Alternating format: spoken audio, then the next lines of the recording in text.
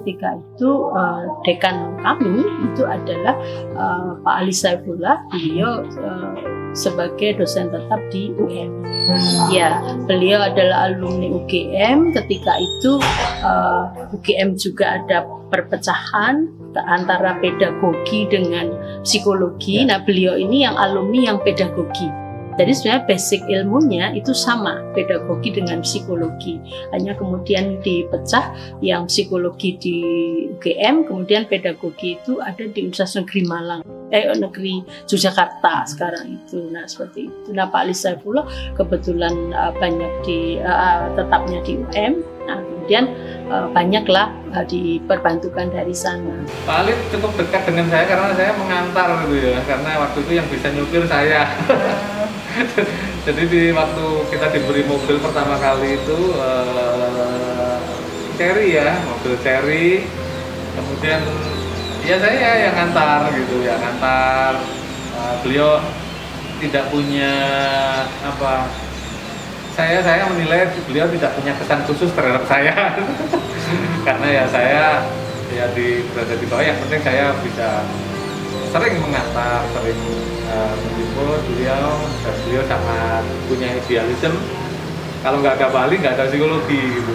Karena dialah yang memperkarsa ini, bukan hanya memperkarsa, bahkan menghadap rektor perlunya fakultas psikologi di UMM. Jadi Pak Malik Fajar waktu itu nggak bisa berkata tidak, karena Pak Ali adalah gurunya ya. Itu harus ada psikologi waktu itu gitu. Pak Ali itu pernah membuat satu buku begitu ya, buku tulisan beliau itu, kemudian kami diminta untuk menyebarkan kepada mahasiswa. Ya kami riset sendiri, kita sendiri 40 frame kami cetak sendiri, kami bagikan setelah itu kepada semua mahasiswa. Untuk apa? Untuk dapat ilmu yang itu tidak hilang. Ya, termasuk munculnya personal dan sebagainya. Jadi Pak Ali itu pernah mengajak saya, kemudian kebetulan waktu itu calon suami ya, jadi calon suami saya ya. Jadi mungkin Pak ada beberapa hal ya, memang beberapa yang mungkin kalau secara pribadi ini kan pribadi dengan Pak Ali itu ya karena memang dia sudah akrab dengan saya, jadi dia tuh minta waktu itu jalan ke Komdika. Komdika itu sebuah perkemahan, waktu itu perkemahan internasional mungkin ya, waktu itu di Ampel Gading sana, dan jualannya luar biasa sulit gitu ya. Ya karena untuk jalan itu mobil itu sampai ada petugas-petugas yang membawa batu dan sebagainya supaya kita tidak ini ya. Dan pakailah mobil fakultas, terus yang nyopir kebetulan waktu itu calon suami saya. Waktu itu memang kami hampir menikah. Terus kemudian awal pertama kali kan gini, ya ini calonmu bisa nggak nyupiri gitu. Waktu ada Pak Ali, siapa lagi saya lupa, ada beberapa yang lain juga gitu loh. Jadi ke Komdika, namanya Komdika waktu itu perkemahan. Nah pertama kali lihat suami saya, calon suami saya Pak Ali langsung bilang, "Loh Bruce Lee," jadi makan suami saya kan kayak Cina ya, dari orang Palembang kayak Cina. Itu mungkin yang dia langsung komentarnya Bruce Lee gitu. Ya itu mungkin secara pribadi yang berkesan. Spesial beliau ya, karena kebetulan tetangga karena beliau dosen UM atau IKIP zaman dulu. Jadi pernah saya tidak lulus satu mata kuliah itu, saya tidak lulus, dapat nilai D. Unik, beliau itu pribadi yang unik, sangat tidak tertebak gitu. Ya mau seperti apa tidak tertebak, tapi sangat besar jasanya untuk psikologi. Kalau Pak Ali ini kan pendiri ya, pendiri psikologi. Dari Pak Ali ini ya, kalau Pak Ali ke saya tuh kira-kira gini, ya saya kan anak didiknya ya. Itu tentang psikologi sosial, sampai sekarang saya masih terus psikologi sosial itu bukan psikologi terapan. Bagi Pak Ali itu basic science gitu. Itu aja yang saya terkesan. Karena beliaunya yang dibawa bukunya Adler itu, Lewin, bukunya itu yang biasa ngajar sosial. Jadi basic science itu. Nah, itu terkesan saya sampai sekarang. Saya pun ya karena beliau berpendapat begitu, saya sampai sekarang pun tetap berpandangan begitu juga gitu loh, karena kalau beliau itu gitu. Saya dulu ingat sekali Pak Ali Saifullah, dekan kita yang pertama itu menyampaikan ke saya ketika saya konteksnya ini di pernikahan ya, saya dapat ucapan dari beliau ketika saya menikah itu, kebahagiaan itu tidak ada di mana melainkan di hati Ananda sendiri gitu. Nah, artinya apa gitu ya, kalau kita mengikuti misalnya ya di sini tidak puas lalu harus kemana, pasti di sana nanti akan menemukan ketidakpuasan. Nah, maka kepuasan itu kebahagiaan itu tidak perlu dicari.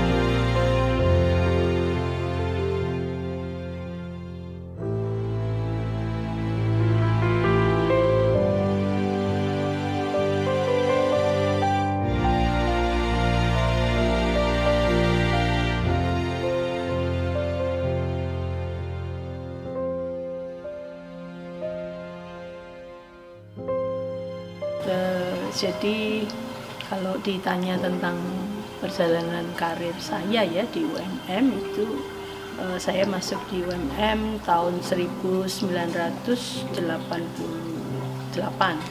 ya. Jadi saat itu saya baru lulus S1 tahun 87 Desember, kemudian Januari 88 saya bergabung ke UMM. Nah, belum wisuda waktu itu, jadi wisudanya masih bulan Februari, sehingga saya harus minta izin waktu itu di bulan Februari untuk mengikuti wisuda. Jadi saya menggunakan surat keterangan lulus. Nah, ini kemudian ketika itu ada pergantian yang rektor baru ya, Pak Malik itu baru saja dilantik menggantikan Prof. Kasiram. Nah, Pak Malik inilah kemudian yang memberikan basic bahwa ayo UMM dipegang oleh orang-orang yang muda gitu. Jadi dari sedikit bantuan dari dosen-dosen yang dari negeri itu dikurangi gitu. Nah, kita diberdayakan. Nah, kemudian jadilah tahun 80 berapa ya, saya itu menjadi sekretaris fakultasnya Pak Ali. Bandung itu, kita psikologi itu kantornya itu di lantai 2 yang paling pojok barat itu. Nah, kebetulan kan saya psikologi, kemudian ada PAI, ada fakultas hukum, itu ya hanya satu kotak-kotak itu ruang kantornya itu. Mahasiswanya juga kuliahnya ya bergantian ruangan. Jadi sebenarnya sistem resource sharing itu sudah kita kembangkan sejak awal dulu. Jadi kita kan nggak punya gedung yang khusus, pun kita itu masih dalam perintisan ya, tetapi memang psikologi dari dulu concern ya, misalnya bagaimana pengembangan secara akademik gitu ya. Jadi dari angkatan pertama pun itu kita sudah sering kunjungan-kunjungan ke tempat-tempat di mana kita bisa belajar lebih banyak. Angkatan itu yang sekarang bergabung dengan kita itu ada Pak Yudi Suarsono, itu angkatan kedua. Ya, kemudian Bu Dania itu angkatan ketiga, ya itu di bawahnya Pak Yudi, itu Bu Dania. Itu saya kira yang awal-awal itu yang tahu lah, dan itu ujian negara cicilan itu beliau itu. Ya, kapasitasnya cukup sedikit, kemudian jumlah mahasiswanya juga seperti itu, jadi gantiannya sangat besar. Risikonya adalah buku itu cepat rusak. Tugas saya salah satunya adalah ya memelihara. Ada yang rusak itu saya melem. UMM barangkali ini ya, zaman itu kita bisa sambil kerja. Jadi saya juga kebetulan kerja ya, jadi guru. Nah, sore kuliahnya banyak sore. Nah, jadi pagi saya ngajar, kemudian sore bisa kuliah. Jadi kuliahnya dulu sore sampai malam.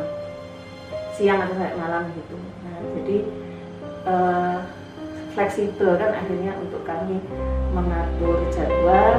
Nah, tapi kemudian dengan perkembangannya bahwa pengelolaan perkembangan psikologi yang kalau waktu angkatan saya itu satu kelas sekitar 50 atau 60 mahasiswa gitu. Kemudian tahun 88, angkatan tahun 88 itu sudah 2 kelas. Jadi perkembangannya kan bagus ya, sehingga perkuliahannya tidak hanya siang sampai sore, tapi sudah mulai lebih ada pagi gitu. Kemudian saya yang diminta menjadi dekan itu setelah Pak Ali. Itu juga periode di mana Fakultas Psikologi itu belum tersosialisasi ya secara di masyarakat ya. Itu barangkali yang kemudian salah satu misi utama yang saya ingin kembangkan ya, untuk lebih sosialisasi psikologi itu di masyarakat agar ya jadi perspektifnya itu menjadi lebih luas ya, tidak seperti yang lalu bahwa psikologi hanya orang sakit jiwa gitu ya, tetapi lebih luas dari itu. Kemudian tentunya ya membenahi dari sisi kurikulum dan laboratorium yang kita kembangkan di situ. Studi kemudian digantikan oleh Pak Latipun ya. Setelah saya itu Pak Latipun, itu saya kuliah itu kan di tahun 98 S2. Jadi dari masuk 88 kemudian dengan Pak Ali berpartner ya, kemudian saya menggantikan itu ya mungkin 2 periode ya. Nah setelah itu mungkin Pak Latipun juga lebih punya visi misi yang luar biasa itu untuk kemajuan di psikologi ya, meskipun basic beliau bukan psikologi ya, konseling sangat berdekatan itu, tetapi visi misinya untuk memajukan fakultas kita itu juga luar biasa.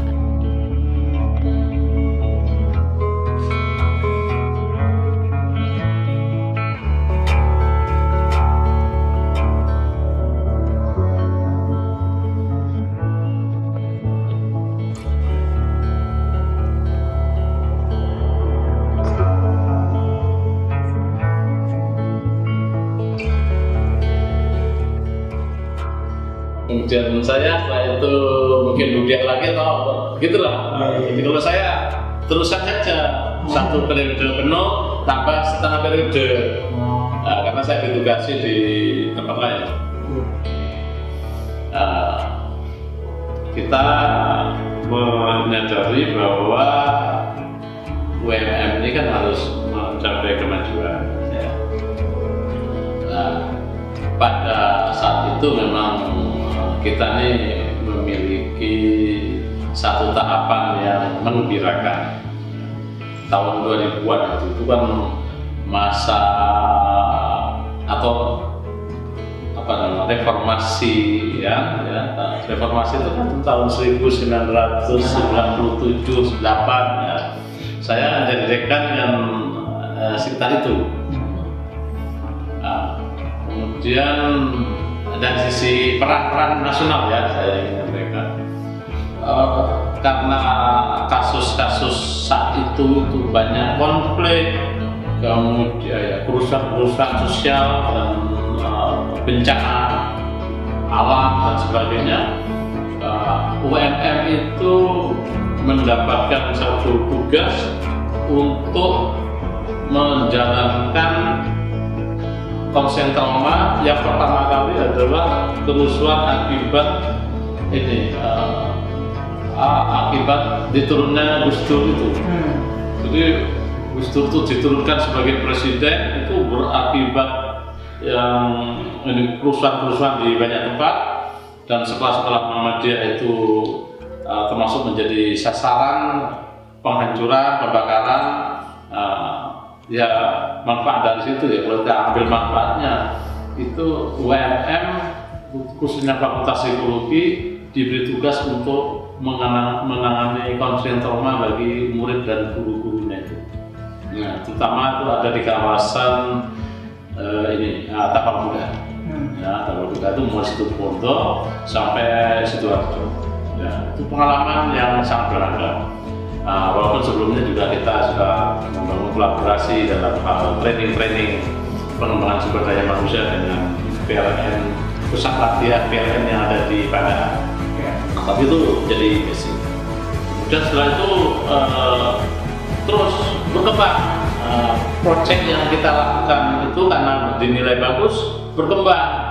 Pada tahun berapa itu 2002 kira-kira kita diberi tugas untuk menangani kalau tidak salah 15 kota kabupaten se-Indonesia.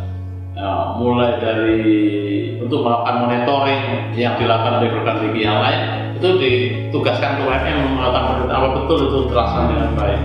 Dan saat itu juga saya kira pengalaman yang berharga karena kita juga diberi tugas yang luas dalam penanganan konseling trauma. Itu ya dari sisi pengalaman secara nasional gitu ya. Kalau dikaitkan dengan pengembangan akademik ya, sejak awal sekali kita menyadari bahwa modal utama psikologi itu kan laboratorium, ya, laboratorium gitu. Jadi kalau tidak ada fakultas psikologi, kalau tidak pakai laboratorium itu kembali ke filsafat, ya, karena filsafat itu tanpa laboratorium jadi. Karena itu saya menaruh perhatian betul terhadap pengembangan lab. Waktu itu ya kita mengenalkan apa yang namanya tripod. Jadi kalau tripod itu kuat, tidak lumpuh. Kurikulum psikologi itu juga dikuatkan dengan tripod. Tripod itu waktu itu adalah pertama adalah psikodiagnostik, yang kedua konseling, yang ketiga psikososial. Tahun 1988, tepatnya 1 Februari 1988, saya diminta waktu itu oleh Pak Malik Banjar untuk membantu di Fakultas Psikologi.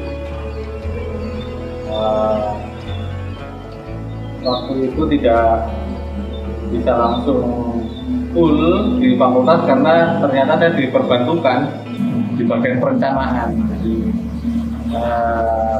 pagi di bagian perencanaan UNM, kemudian di sela-sela itu mengajar. Ya, terutama mempertahankan status fakultas psikologi itu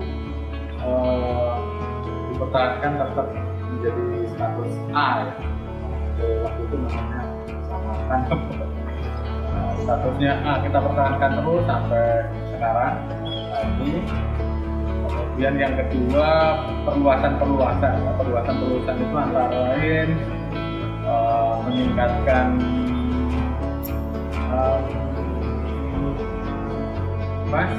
pendidikan dosen ya, S2 dan S3. Kemudian yang lain ingin memperluas program. Waktu itu ada peluang karena kita sudah berstatus A, nilainya bagus, itu punya kesempatan mendirikan S2. Kemudian selama itu kita persiapkan bersama Bapak Ibu di Fakultas Psikologi untuk bermimpi punya prodi S2 Psikologi yang waktu itu masih sangat jarang ya. Kemudian kita alhamdulillah divisitasi tahun 2006 ya atau 2007 ya. 2007 itu kita diberi izin menyelenggarakan prodi S2 Sains Magister Psikologi dan S2 Profesi Psikologi, jadi dua-dua. Kemudian yang lain kita sudah mulai juga kelas internasional. Jadi waktu itu sudah mulai kelas internasional tahun 2005 gitu. 2005 itu ada satu kelas F dan cikal bakal dari kelas berbahasa Inggris waktu itu. Dan sekarang menjadi cikal bakal yang lengkap. Jadi kultur berbahasa Inggris di kelas psikologi itu sudah tumbuh. Kemudian yang berikutnya waktu itu karena angka dropout juga cukup banyak di mahasiswa psikologi, kita adakan satu terobosan membantu biaya pendidikan bagi mahasiswa yang kesulitan keuangan, baik kesulitan untuk konsumtif maupun untuk produktif. Konsumtif itu untuk membayar uang pendidikan, tetapi karena orang tuanya belum mengirim, kita pinjami dulu. Kemudian yang ingin mencoba berwirausaha, berbagai aktivitas usaha, mulai sablon sampai usaha makanan dan sebagainya, itu kita bantu melalui satu lembaga baru waktu itu namanya Dana Sosial Mahasiswa, namanya DSM, dan sampai sekarang ada. Sampai ada. Sebetulnya menggantikan posisi Pak Tulus ya. Waktu itu sebenarnya yang jadi dekan itu Pak Tulus, tapi Pak Tulus waktu itu sekolah S3 dan dekan kan tidak boleh, kalau sekolah S3 kan tidak boleh menjabat. Nah, sehingga Pak Tulus itu baru jalan separuh ke sekolah sehingga harus ada yang menggantikan. Lalu kemudian Fakultas Rapat Senat, kemudian diajukan beberapa nama, baru kemudian kita sampaikan ke pimpinan universitas. Nah, dilalah aja ini SK-nya yang turun nama saya gitu ya. Jadi saya sebenarnya melanjutkan posisi dekannya Pak Tulus itu separuh jalan ya, sekitar 2,5 tahun lah. Itu masalah mulai tahun 2011, 2012, 2013, terus tambah 1 semester lagi. Terus 2014 saya sekolah S3. Kita itu mau menghasilkan lulusan, harusnya kan menghasilkan lulusan yang satu, dia memiliki knowledge atau pengetahuan di bidang psikologi yang nantinya ilmu itu akan dia gunakan untuk bagaimana dia berkontribusi di masyarakatnya kan. Yang kedua adalah skill yang akan membuat dia menerapkan knowledge yang dia punya. Jadi bagaimana caranya gitu fakultas ini. Jadi kalau setiap saat waktu itu saya selalu berpikir bagaimana lulusan ini itu mempunyai knowledge di bidang psikologi dan mempunyai keterampilan yang bisa mewujudkan ilmu psikologinya itu. Jadi ketika dia lulus itu dia harus punya kompetensi gitu. Nah, dua hal ini tentunya berhubungan dengan zaman ya. Jadi zaman itu kan terus berkembang, kebutuhannya juga bergerak. Nah, itu yang harus kita selalu perbarui gitu. Kalau enggak nanti lulusannya kan nggak bisa dipakai gitu. Nah, penanaman sejak maba sampai dia itu bikin skripsi, sampai dia ujian itu penting. Membentuk mental mahasiswa itu penting. Ajarin dia apa arti berjuang, disiplin, bertanggung jawab, konsekuen gitu ya. Nah, itu penting. Pasti nggak enak, iya pasti nggak enak, tapi itu buahnya pasti bagus gitu ya. Ya itu mungkin saya berharap juga bagi semua dosen ya. Kalau saya lebih menekankan saya itu guru ya. Jadi guru itu jangan cuma ngajari ilmu, tapi bentuklah anak-anak itu menjadi orang-orang yang memang nanti akan jadi orang-orang yang unggul, survive, tangguh gitu ya. Resilient, punya rasa tanggung jawab gitu ya. Terus tidak melupakan adat ketimuran itu apa? Tahu bagaimana berinteraksi dengan orang yang tua, sopan santun, jadi saya tuh kepengen dosen itu tidak hanya mengajarkan itu, tapi didiklah dia sejak awal ya, nggak usah jauh-jauh lah. Disiplin masuk kelas, disiplin mengumpulkan tugas, nggak boleh copy paste, itu sudah bagian dari membentuk karakter ya. Ya, memang bagi mahasiswa yang males-malesan atau nggak niat ya itu berat. Mereka marah-marah, tapi itu suatu saat saya yakin bahwa mereka akan menyadari bahwa ternyata tempaan itu menjadi benar-benar yang sangat mereka butuhkan. Jadi untuk bidang riset itu saya juga meneruskan apa yang dilakukan ya, lebih memotivasi ya kegiatan baik riset yang dilakukan dosen untuk grand riset kemudian lebih mungkin digalakkan penelitian payung waktu itu ya, bahkan sampai mungkin karena ingin sekali memotivasi dosen-dosen untuk penelitian itu dan mahasiswa itu ya, kita payungnya itu sampai rapatnya berkali-kali untuk menentukan mungkin brand topiknya apa, kemudian yang sampai desain kursi, desain lingkungan kelas ya, penataan kursi dan sebagainya, di demikian rupa. Memang itu sulit ya di periode itu karena memang juga banyak, tidak hanya mahasiswa, mungkin juga karena tenaga pengajar itu juga mungkin belum siap sehingga tidak merasa juga. Sehingga tantangannya besar lah berat untuk tidak hanya dalam menyusun kurikulum yang kita harus lembur gitu. Cuma di dalam aplikasinya itu untuk bisa berubah cara mengajar, tapi untuk mau menerima itu juga sulit, kesulitan gitu. Tapi ya alhamdulillah terkenang tapi enggak, belum ini ya. Itu kan sebenarnya terkesannya mungkin kerjasama waktu mau administrasi. Saya sangat terharu sekali dengan dari semua pihak itu, ya dari kita yang mau lembur bareng-bareng,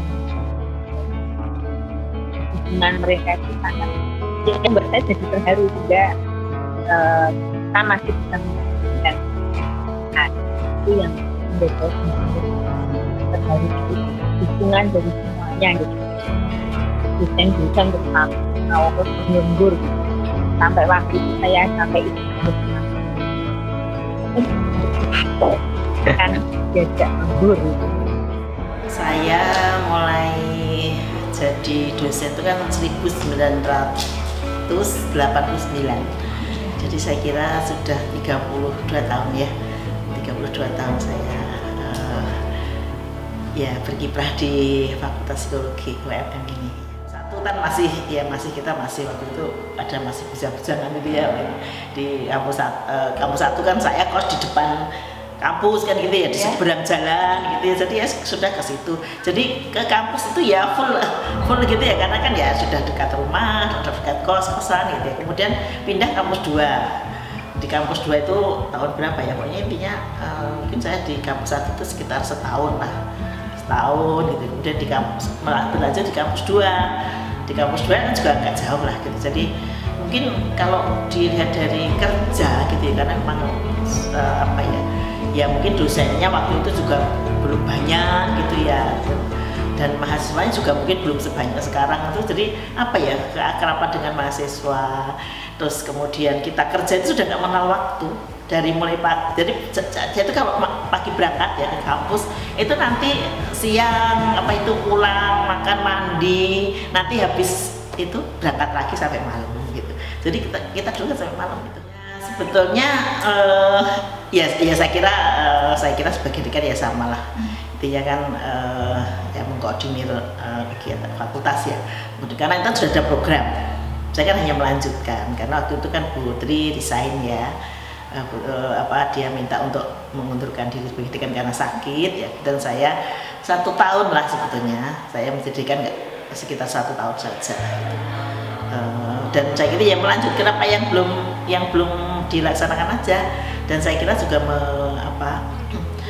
karena waktunya juga sebentar dan itu juga sudah agak di akhir periodenya Putri, dan saya kira memang tidak berbuat banyak lah. Intinya sebetulnya yang menggantikan Putri aja, melanjutkan apa yang dilakukan oleh Putri ya.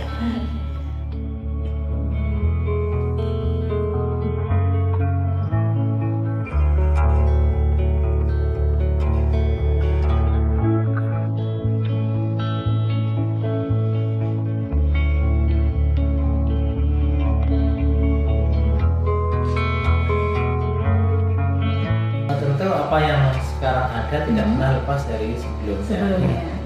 Dan sebelum saya kan masanya Bu Is dan Putri ya, yang bergantikan, dan sebelumnya itu kan ada Pak Tulus yang kemudian setahun terakhir digantikan Bu Naning ya. Dan saya itu menjadi bagian dari strukturalnya Pak Tulus ya. Dimana waktu zamannya Pak Tulus itu kita bersama menetapkan satu visi yang membuat kita punya identitas kuat. Iya. Jadi identitas psikologi UMM itu apa sih? Kayak kalau saya bilang, orang kalau ingat Salis itu yang diingat apa sih? Misalnya kemarin ada rekan dosen kan yang meninggal dunia ya. Itu kan orang punya sebutan ya. Pak ini tuh dikenal sebagai orang yang kalau bantu orang nggak ganggu. Pak ini tuh dikenal sebagai orang yang ahli jamaah. Nah sekarang kalau orang psikologi BMM itu apa? Nah itu tercetuskannya itu di masa itu. Psikologi terapan. Apa sih psikologi terapan itu? Psikologi yang mampu memecahkan masalah manusia secara nyata. Nah, itu yang kita definisikan. Dan itu bukan dekan saya, ini bukan dekan kepemimpinan saya. Itu dari masa kita rumuskan waktu zamannya Pak Tulus. Iya. Cara waktu saya menjadi dekan, ya, itu kondisi fakultas psikologi kita itu sudah besar dalam kancah nasional. Terbukti dari akreditasi paling gampang. Ya, kita sudah A 3 kali, ya kan. Terus kemudian banyak aktivitas nasional yang kita berperan serta di dalamnya. Jadi secara nasional sudah cukup, kalau nggak dibilang ya sudah baik sekali ya. Nah waktu itu harapan saya ya tinggal bagaimana membawa ini lebih tinggi saja, bukan hanya di tingkat nasional tapi di tingkat internasional. Alhamdulillah sudah tersertifikasi ONDA ya. Dan di Indonesia kan tidak banyak fakultas psikologi yang sudah tersertifikasi ONDA. Kemudian kita kegiatan-kegiatan internasional, kesempatan mahasiswa untuk berkiprah di kancah internasional maupun keterlibatan kita dalam kegiatan internasional juga sudah semakin banyak ya. Mulai dari kuliah di tempat yang lain, di luar negeri, dari mahasiswa asing juga ikut aktivitas di sini ya. Itu termasuk capaian yang lain yang sekarang kita kembangkan adalah kelas internasional. Dan untuk kelas internasional ini pun ini masih proses, karena nanti kita rencananya bukan hanya sampai pada kelas internasional tapi juga bisa joint degree atau double degree. Pertama, tentu saya ingin kita terakreditasi secara internasional. Ya. Karena AUNDA kan hanya sebatas Asia Tenggara kan ya. Tapi saya maunya yang kelas diakui di dunia. Ya, ini akreditasi internasional.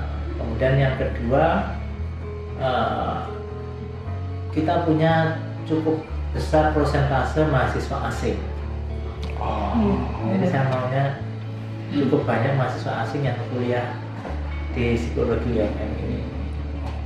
Jadi artinya kan psikologi UMM sudah menjadi salah satu pilihan bagi orang asing. Goal paling besar saya, ya impian saya, lulusan psikologi UMM ini secara pola pikir, secara keyakinan diri, tapi ditunjang kompetensi itu juara di tingkat global. Jadi punya mental juara di tingkat global, punya kompetensi untuk berkompetisi di tingkat global. Jadi mikirnya itu lulusan psikologi apa begitu udah mau lulus ataupun mahasiswa kayak teman-teman ini ditanya mau kerjanya nanti di mana, nggak terus ini di perusahaan apa, atau mentok-mentok BUMN apa, atau buka apa. Tapi saya pengennya jadi staf ahlinya WHO.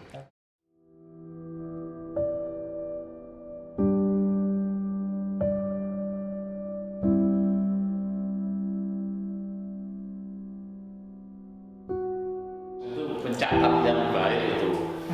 Wah, apal itu dulu. Ya dulu waktu itu mahasiswanya kan sampai 3 kelas ya paling sebelum dia pindah ke unit yang lain, apa sudah masih di psikologi. Pokoknya sampai akhirnya tuh perangkatan tuh kira-kira 3 kelas. Untuk apa sih ini? Udah lulus apa belum? Ini apa? Ya cocok. Zaman dulu kan nggak ada komputer, kan cocok sini ini cocok. UIT itu tata usaha paling awal ya, Pak awal di kampus 1 beliau sudah mengikuti kita itu sudah perjalanan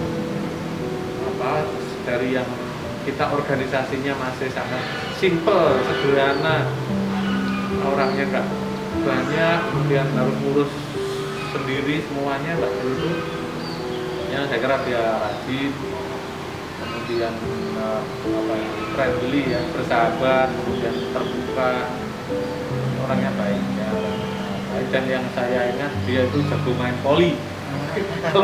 kalau pertandingan antar fakultas ya kelihatan sendiri bahwa dia main pintar voli. Wayati itu saya dengan Mbak Sri itu, jadi kalau kan TU-nya Mbak Sri itu kan sampai malam ya, memang itu ada pagi sampai malam. Yang sampai malam itu ya saya ya dengan Mbak Sri itu, kalau di kampus 2 ya di kampus 2 kan dengan Mbak Sri itu yang yang bekerja sampai malam ya, kemudian ya temannya ya dia gitu loh, saya dan mungkin dulu itu sebenarnya ada Budia, cuman kan Budia waktu itu punya anak gitu ya, hampir punya anak, mungkin cuti waktu itu, dan kalau mungkin sampai malam mungkin dia juga nggak bisa, tapi karena saya bujang ya, waktu kan saya bujang, jadi saya sampai malam gitu ya. Jadi dengan Mbak Sri itu, dengan TU itu berdua gitu loh, di kampus 2 yang bagian lantai 2 tengah gitu, setelah itu baru pindah ke belakangnya rektor. Dia itu komitmen terhadap tugasnya itu ya, jadi dia tuh rajin ya, walaupun memang zaman dulu kan masih manual tapi dia tuh rajin, terus melayani mahasiswa tuh baik gitu loh. TU di psikologi, TU-nya 2 orang, almarhum Mbak Sri Riwayati sama Mas Ali. Nah jadi mereka berdua itu, Mbak Sri ya karena sedikit, kemudian mereka itu adalah orang-orang yang punya loyalitas luar biasa. Jadi kalau jaga buka karena saya malam ya, mereka sampai jam 9 malam, sampai setengah 10 ya, padahal pada saat itu naik bemo roda 3 itu loh, kayak bajai tapi bukan yang bajai ya, tapi bemo. Nah itu ya sangat akrab ya dengan beliau. Itu kalau ingat betul saya itu dengan Pak Sri, namanya Pak Sri itu kalau sudah sore hari begitu biasanya belikan kue-kue Pak Dekan waktu itu, Pak Saifullah itu mesti kami juga ikut makan. Orangnya penuh dengan tanggung jawab. Contoh aja, kalau misalkan memikirkan masalah anak, saya itu andilnya paling kecil kalau mengurusi masalah rumah tangga. Dia sanggup memikirkan masalah rumah tangga itu kayaknya walaupun tanpa saya pun dia sanggup. Kalau dulu dia punya Sambia, jadi kalau pagi ngajar SD, lalu sore ke kampus.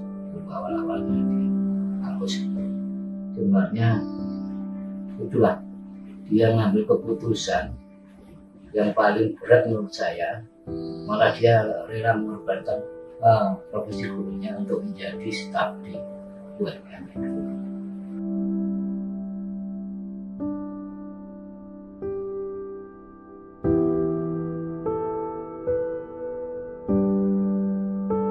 Sol itu mengajar ya, beliau itu kan dari UM. Nah, jadi itu dari UM mengajar ke kita, kemudian menerbitkan buku yang diterbitkan oleh UMM Press, itu kan dedikasi yang juga luar biasa menurut saya. Itu sudah. Misal itu yang belum saya kerjakan sampai sekarang itu masih terngiang-ngiang menurut saya, karena sama penulis. Waktu itu bareng nulisnya, Pak Wisol itu nulis kepribadian, saya nulis 2 buku saya, statistik sama psikologi keselamatan kerja. Nah itu Pak Wisol memberi catatan ke saya, buku saya dipakai di UN. Tolong ditambahi, waktu itu masih SPSS 20 itu ya, ditambahi SPSS-nya di buku yang lain boleh. Saya menyanggupi, tapi sampai sekarang belum. Dalam sejarah yang saya terima, beliau itu ya termasuk orang yang merintis sehingga di sini itu seperti sekarang. Itu pertama. Dan yang kedua, saya ngajar pertama kali di sini itu diberi mata kuliah itu psikologi kepribadian. Dan waktu itu yang ngajar itu selain saya adalah Pak Alwisol. Sehingga otomatis saya ya harus nyantri. Anda jadi dosen baru, ngajar misalnya 2 kelas, 4 kelas yang lain Pak Alwisol, yang orang sudah tahu Pak Alwisol itu sangat pintar. Apa Anda nggak tertekan?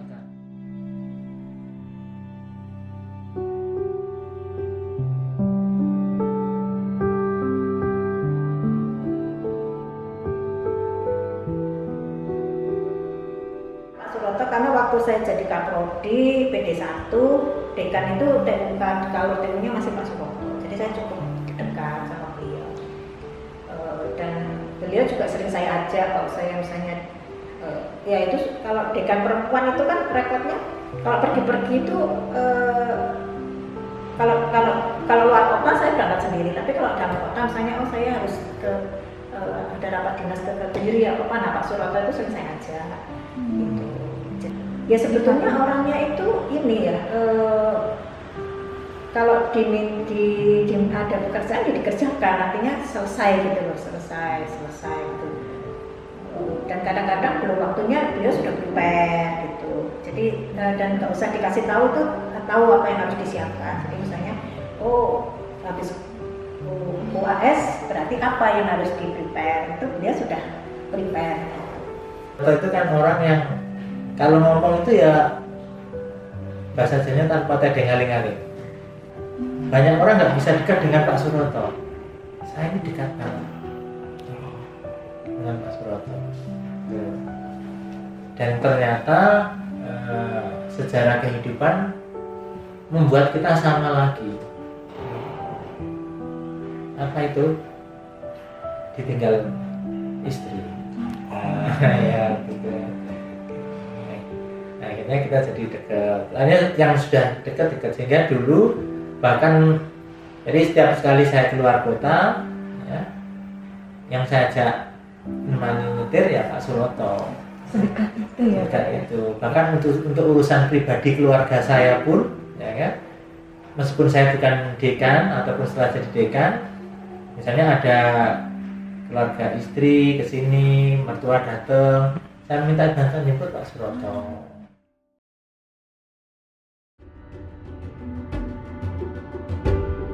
Saya harus diberi kesempatan, ya harus diberi kesempatan. Jadi apapun nanti yang terjadi misalnya ya di fakultas kita, dengan misalnya ada sejumlah dosen muda yang harus studi lanjut misalnya ya, dan memang dia punya kesempatan, itu sudah let's go aja gitu.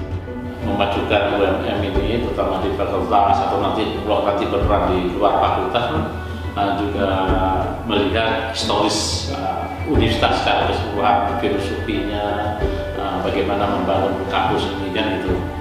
Jangan bawa-bawa fakultas ini ke yang pragmatis dan jangan takut jangan takut keluar dari yang mainstream. Nggak usah mikir gajinya berapa, apa sih yang bisa saya berikan, itu sudah jauh lebih membahagiakan gitu. Gimana kita bisa mentransfer ilmu ini kepada mahasiswa sambil kita beribadah gitu. Contoh dalam bentuk perilaku dan sebagainya, kemudian memberikan teladan pada mereka. Semangat terus untuk memperjuangkan psikologi sampai kapanpun ya.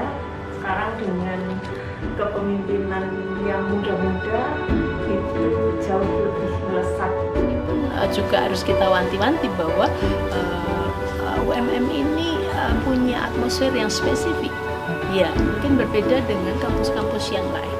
Jadi selain kita memenuhi ekspektasi mandiri kita, diri sendiri ya, mungkin untuk kepangkatan, untuk mungkin studi lanjut dan sebagainya, tetapi bahwa ada kewajiban-kewajiban yang itu merupakan hal yang mungkin tidak ada di kampus lain.